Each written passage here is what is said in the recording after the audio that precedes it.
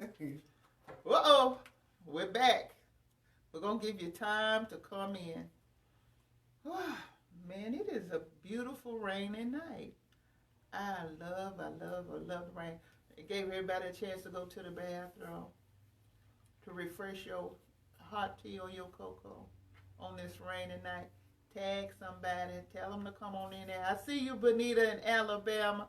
I love you. Hey again, Bonita. That's my girl right there. Bonita is a pastor in Huntsville, Alabama, and located in Nashville, Tennessee. Oh, well, she's still between two places. She's just all over the place, ministering wherever there's a need.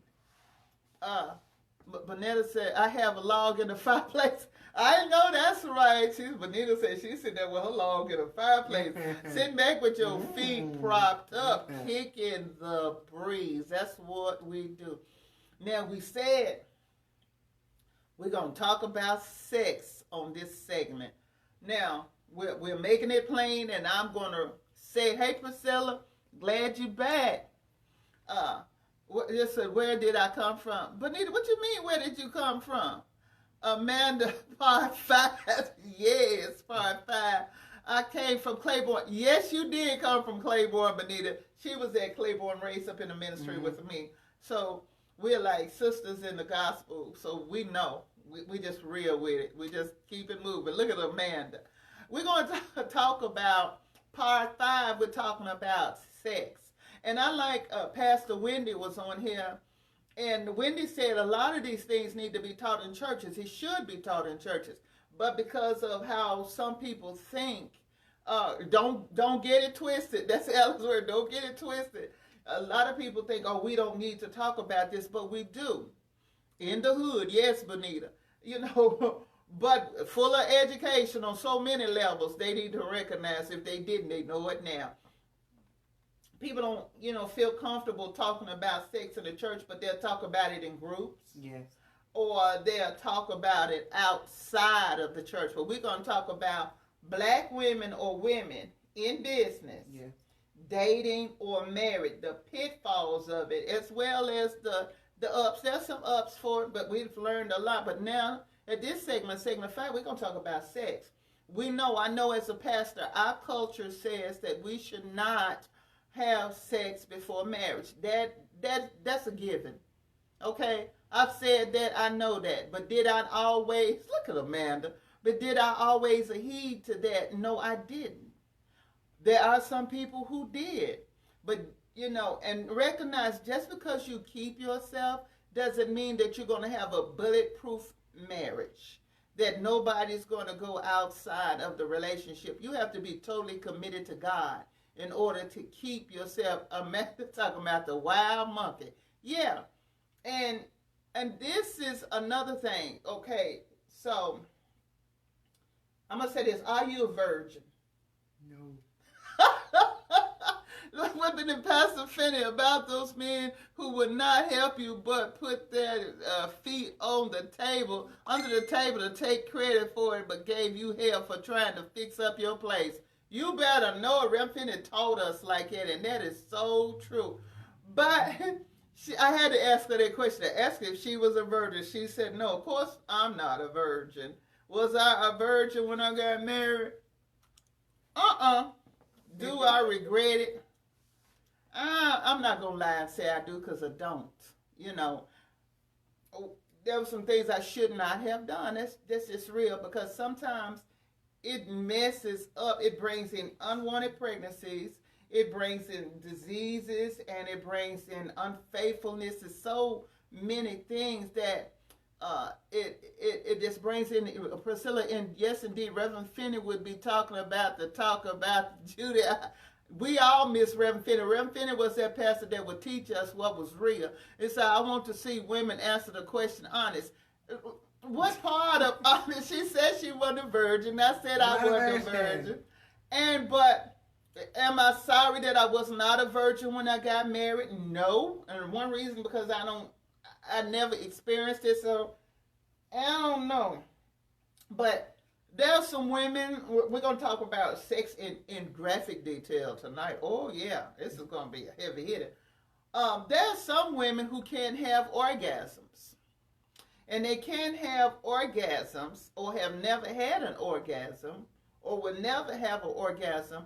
One, because sometimes that husband, I'm going to say it like that, has not taken the time to help her come to that point because he's only thinking about himself. Bonita said, Marvin, are you a virgin? Bonita, if you don't stop, you know Marvin is not a virgin. They picking on Marvin. Let's see. Why do you need to know, Marvin? Oh, what's it? Marvin asked. Oh, did Marvin ask Bonita, was she a virgin? Oh, Lord. Listen about the sex, y'all. Again, some men have not taken the time to help that woman reach an orgasm because he's been too busy sexually gratifying himself. On the other hand, women don't know how to release themselves to have orgasms. You're too busy trying to satisfy that man. But if you would learn to satisfy yourself in the bedroom, you can satisfy him. Now, I don't mean swinging from chandeliers and doing what you want to do, tie him up and beat him, but to each his own, But as a young woman, do you regret not withholding yourself for your husband? No. And explain why not.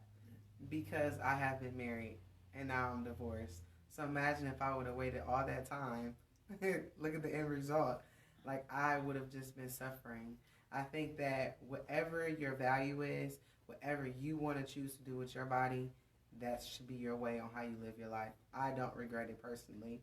If anything, I felt like I should have had more freedom and more fun because as I'm older now, I'm regretting not being able to live my life because I was always so worried of being judged, but not realizing that I have the last say so. I mean, of course, God, but this is my life and I live it on my terms, but was so worried about other people's opinion that I didn't get to do all the things that I want to do. Surely I would do those things, but as you get older, you start to think like, do I really want to be doing this? And I'm older now, so. I want to know what things that you want to do. Wait a minute, y'all. Let me say this. I think it would be a wonderful thing if we kept ourselves. I personally do. I didn't, and I don't regret it. Maybe I missed out on something marvelous. I don't know. And I can't turn back the hands of time when it comes to that. But for those young men and those women, men should be virgins as well. Too often you tell that man he needs to go out and get experienced. No, I think he should be a virgin. I think she should be a virgin. And for so many reasons. Because, exploring together. Yeah. Not only that, but enjoying one another to a whole nother level. Just really loving one another. And then that does away with a lot of the low self-esteem when it comes to the bedroom. Because in my experience with the few men that I have had, they say stuff like, is it enough for you? They say that, they used to say that, the few I had, quite often. And it was not because, I was big. It wasn't that. It was just, they just had these low self-esteem. And I learned later on that that's what that was. That's low self-esteem when a man has to ask you. Always questioning. Yeah, you had him ask you the same thing. And it's like. On a 1 to 10 scale, how was it? Did you like it? And it's just like, it's not about if someone likes it or not. It's about, are we respecting what each other needs at that moment? Like, are we willing to be open-minded to explore certain things? Now, you keep saying explore certain things. I got to watch y'all young people when y'all go to talk about exploring certain things. I don't know what y'all talking about, but it's like, to me, for instance, that low self-esteem. I'm talking about like role-playing and that's all right. I ain't never been with a woman. I'm not opposed to it, but I'm not for it at the same time either. I don't want to be with no woman, but girl, don't. Oh, Lord, I'm not for it or I'm not against it. I'm against it. I don't want but nobody chooses for me. I choose. Oh, my gosh, girl, you just... I'm going to saying. faint. I'm going to faint. She going to make me faint. But you know what? Why you think now I'm finna flip it. Now I'm finna flip it. Why you feel like you wouldn't mind having another woman in a bed with you and your husband? Oh, I didn't say my husband. Well, I'm saying I mean, like, that's why they say explore before you get married, because there's certain boundaries that you don't want to cross with that with your husband. So I'm not for it or I'm not against it. I'm It's against just it. when you live life, you realize that you love people. Like, the world So tells you man being in that bed with that woman and she kissing all over you and stuff like that? Cause they well, know I ain't that's never what. did it, so I don't know if I'm for it or against it. I know you can be against it, baby. Be against it. Be against it. Be against it. My Jesus. But you know what? That's what you have to talk to them about it. You can't just sweep it under the rug. I don't want to talk about it because it's wide out there in the open. You got to ask them, why do you feel? Because see, I always felt like, now, when I was younger, I did allow some pornography to come into the bedroom, but eventually he threw the pornography out because he was enjoying it, and I'm like, okay, he's enjoying this a little too much, but you getting it with this. You see what I'm saying? So that means your mind and your imagination, even when you laying there with me, doesn't mean that you loving on me.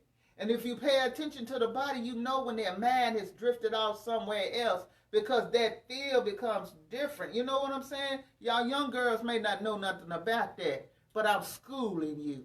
Okay? I mean, yeah, sex is for both parties. It's not necessarily just for one party. So if you feel like but you're don't no you know longer some men connected, disrespect the woman that said what you said? Don't put yourself out there like that, even if you thought it. And this was a good point. I'm glad she brought it up. You know, because some and men... that's why you got to be a strong woman. Because if a man, let's say a man were to come and say, I seen that live, and you said you was into women too. And but you didn't say you was into women. You didn't say that. That's all kinds of stuff come out on Kicking the Breeze. There's no more conversation with that man because I choose. It's my body. I get to decide what I want to do. And if a man, I have had men where I'm like, just to see where they mind at, ask them.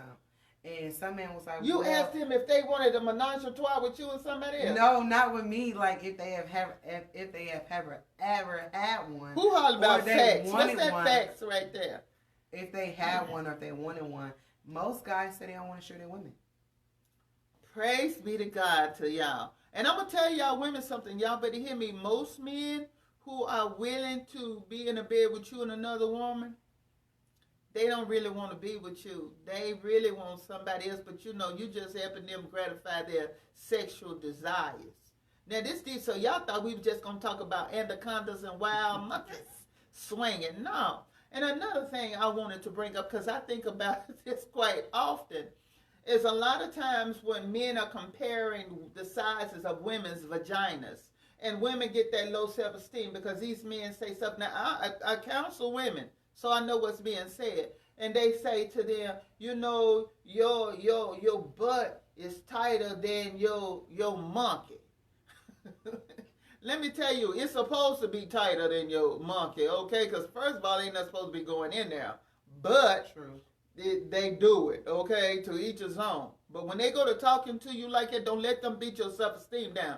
A lot of times men talk about the size of a woman's vagina, but they never think about the size of their wonder wand. I'm calling it a wonder wand because it works wonders sometimes. You know what I'm saying? God made a wonderful thing when he made a man. He really did. But sometimes the men, they can have small penises, and you know, and it just...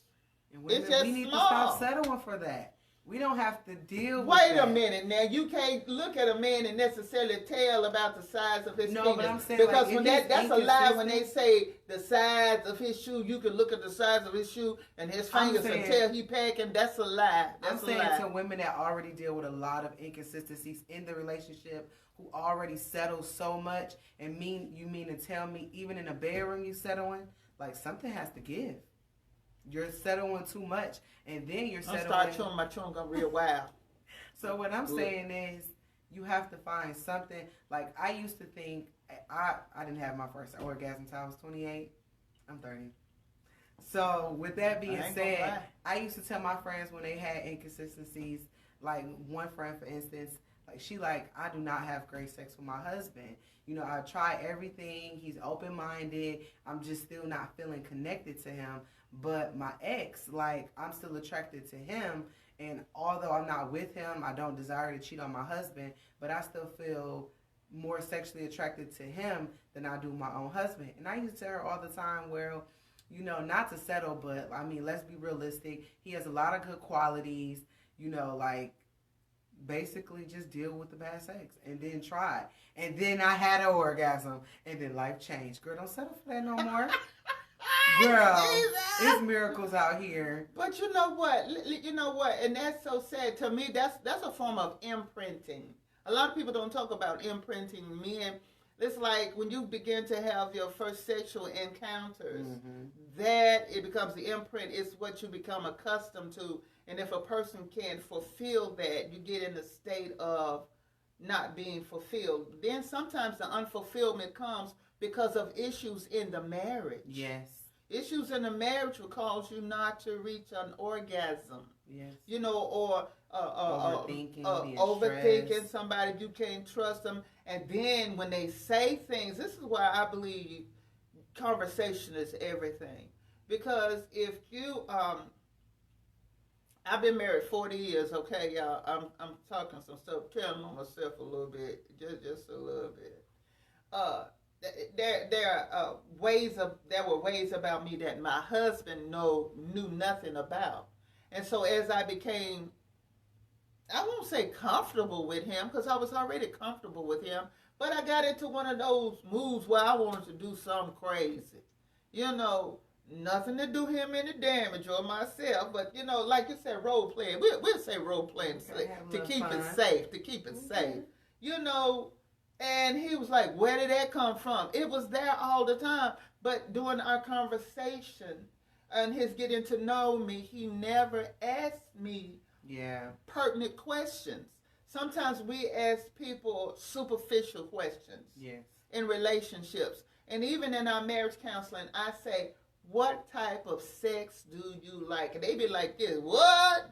Did she ask us to explain to her what type of sex did we like? No, I'm telling you to talk to one another. And I even tell them, you don't have to say it in front of me, but part of your homework is going to be to go home and talk about the type of sex that you like, because there might be some clues there that you know he ain't the one. That's what marriage counseling is for. Or sometimes to weed guys out have some things. obsessions. And they don't tell you, like even when I was in marriage counseling before as well, and the question came up, because my partner at the time didn't like want to watch porn. I'm like, I thought this guy's like, what's going on? Was you addicted to watching porn? No. No, but you know, like, I thought that we can do it together. Oh, you thought that's what men liked. All men don't like the same thing. Oh, I liked it too, but I'm saying, like, as far as, like, you know, open up, because like I said, I haven't had an orgasm, so I was thinking of other ways. While you was married? Yeah. So I was thinking of other ways to, like, wait a minute, the whole time you was married, you never had an orgasm? No. That poor man. How many years was you married? I was married for 1. We was in a relationship for 7.5 years. In that 7.5 years with him, you never? I mean, another way. With his mouth. Orgasm is an orgasm regardless of how you get it. You have to tell me how you got it. No. You got it. No, they are different. Yeah. Those are two different. I know, but still. Hey, oh my God. No, but what I'm trying to say is when we went to marriage counseling and I asked him about why didn't you like watching porn with me, and come to find out when he was younger he struggled with having addiction with porn.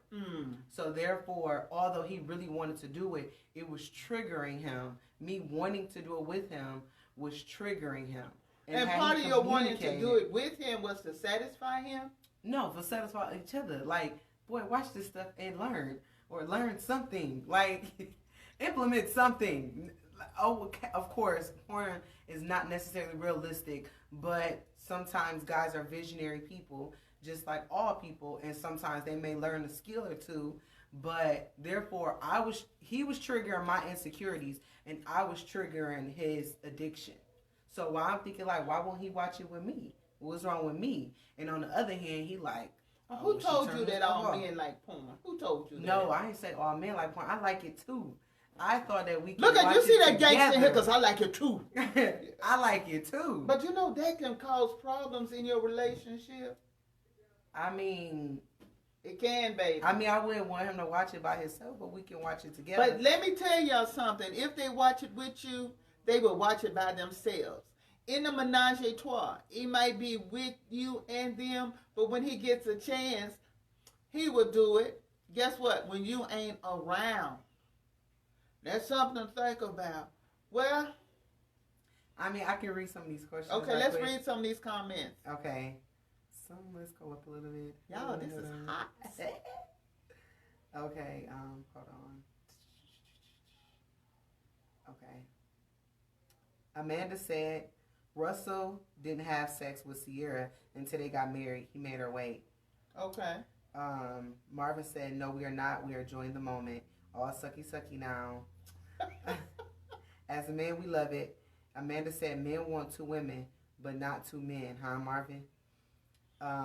Priscilla said, you don't have to be against it, but you need to make better decisions making it your life when you decide to have a family and a husband. That's true, Priscilla.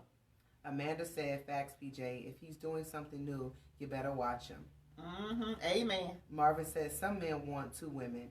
We're trying to pop that cherry. Amanda cherry said, been popped. Amanda said, anacondas and wild monkeys. That's what I call it. Marvin said, you ain't had the right one to do the tip drill with you. Okay. Yeah. Amanda said, miracle signs as a wonder. Yes, Lord. Okay. Marvin said, that's where cheating comes into place. Mm-hmm. Amanda said, the dark side, PJ, the dark side. Right. Let's see. Priscilla said, we have to stay focused on your marriage and make better decisions in your life. Trust each other, believe, and have faith in the Lord. Successful marriages come through the Lord. I love you. Amanda said, it's not okay for a little porn. No, it's not okay. Marvin said, tip drill tip. Marvin, behave yourself. Well, you know what?